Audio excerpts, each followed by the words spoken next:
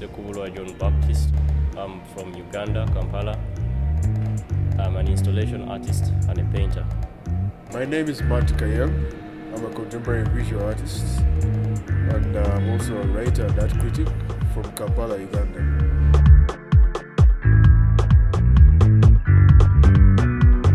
Matt, who do you create art for? Well, mostly right now, people around me, white people, African people, black people. My art is geared towards people around me, people in Uganda, people in Africa, to pass African ideas that have been thrown away. Because for me, I believe that we have a lot to do in our cultures, especially to go back to the things that we used to be in our cultures, because these are the things that will help us bring new things, rather than tying ourselves to things that carry a lot of neo-colonialism in them, that I believe we have not yet brought out Africa to the world enough. And it's up to us, the young people of this generation. Because if you look at demographics in Africa, we are the biggest percentage. And I think that if that big percentage thinks the same way we are thinking, we are going to have a general liberation. How do you bring your vision to life? I try to play around with pop culture, hip hop, American culture, black culture, and merge it with these visions, with the African Renaissance, and Africanism, and Afrocentrism. I try to merge them in the hope that I can get the young people interested in what I'm doing. Uganda is one of the youngest countries in Africa, or the whole world. They could be the youngest country in the whole world.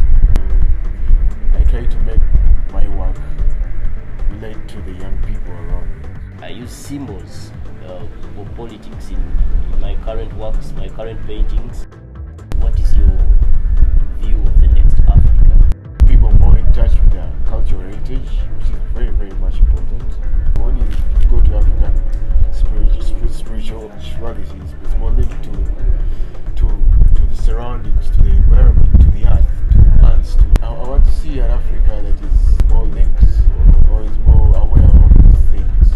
Well, for me, 50 years from now, I would like to see an Africa that has successfully erased the scars that were left around by the scramble and partition. And these are the borders that each country has, that Libya stops here, Uganda stops here, this is East Africa stops here. A more united Africa. I would love to see an Africa that have roads that connect the Drakensberg to the Atlas Mountains, that has railway systems that connect Western Africa, Eastern Africa.